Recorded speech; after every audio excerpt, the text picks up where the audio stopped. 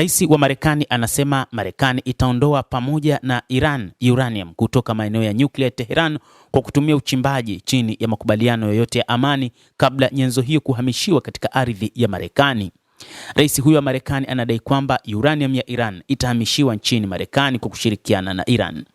Maoni ya Trump yaliyotolewa siku ya jana Ijumaa yanakuja licha ya Wizara ya Mambo ya Nje ya Iran kusema mapema kwamba hazina ya Tehran ya urani iliyorutubishwa haitahamishwa popote.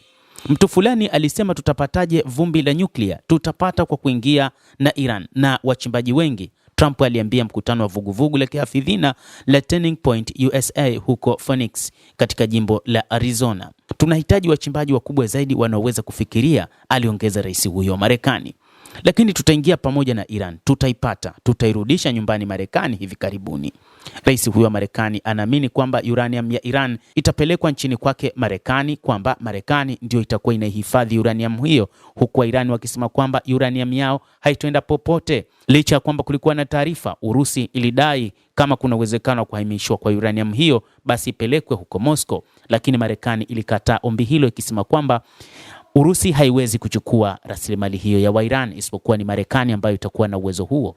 Lakini wa Iran bado wamebaki na kauli yao kwamba uranium ya nchini Iran iliyorutubishwa itasalia nchini Iran, na huo ni moja kati ya msisitizo katika makubaliano ya aina yoyote. Matamshi ya hivi punde zaidi ya Trump aliyoyatoa huko Arizona yanakuja baada ya Iran kuwapa kwamba hazina yake ya urani iliyorutubishwa haitahamishwa kupelekwa popote katika dunia hii. Hata hivyo, rais huyo wa Marekani amesema habari ni njema kuhusu Iran licha ya hatima makubaliano kuwa gizani. Rais huyo wa Marekani amesema kuna habari njema kuhusu Iran, akionyesha matumaini juu ya mazungumzo ya amani ya kumaliza vita. Pamoja na hayo, Trump amesisitiza kuwa huenda usitishwaji wa mapigano wa wiki 2 usiongezewe muda wake hata kama hakutakuwa na kufikiwa kwa makubaliano ifikapo Jumatano. Kauli hiyo imekuja wakati hali ikiendelea kubaki tete katika eneo hilo la Mashariki ya Kati. Mapema Iran ilifungua kwa muda mlango wa bahari wa Hormuz kufuatia makubaliano tofauti ya kusitisha mapigano yaliyosimamiwa na Marekani kati ya Israel na Lebanon. Na hata hivyo, kauli zilizofuata kutoka pande zote zimeacha sintofahamu kuhusu ni kwa kiasi gani usafirishaji wa meli utarejea katika hali ya kawaida kwenye njia hiyo muhimu ya mafuta duniani. Trump akizungumza akiwa ndani ya ndege ya Rais Air Force One alikataa kufafanua zaidi kuhusu hicho alichokisema cha habari njema alizozitaja.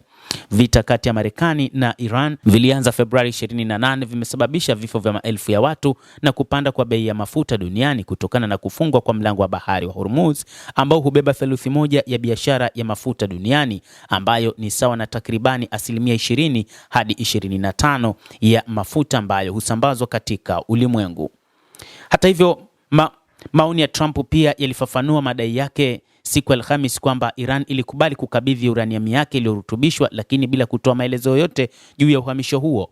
Kiongozi huyo wa Marekani mara kwa mara anatumia neno vumbi la nyuklia kurejelea hazina ya Iran ya madini ya uranium iliyorutubishwa ambayo Marekani inaishutumu Iran kwa kuhodhi ili kutengeneza mabomu ya atomiki. Lakini pia wakati mwingine ameitumia kurejelea nyenzo zilizoachwa kutoka kwa mashambulizi ya Amerika kwenye vifaa vya nyuklia vya Iran vya Juni mwaka uliopita, ambapo vituo vya nyuklia vya Fordo, Natanz na Isfahan vilishambuliwa.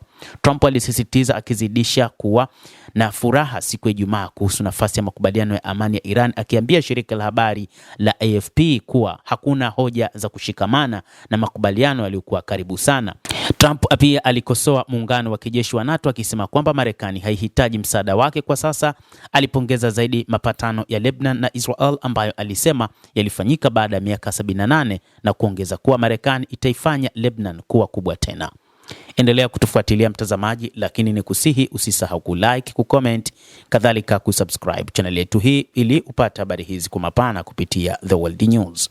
Mimi ni Adam Hussein, endelea kuwa nasi wakati wote, endelea kutufuatilia.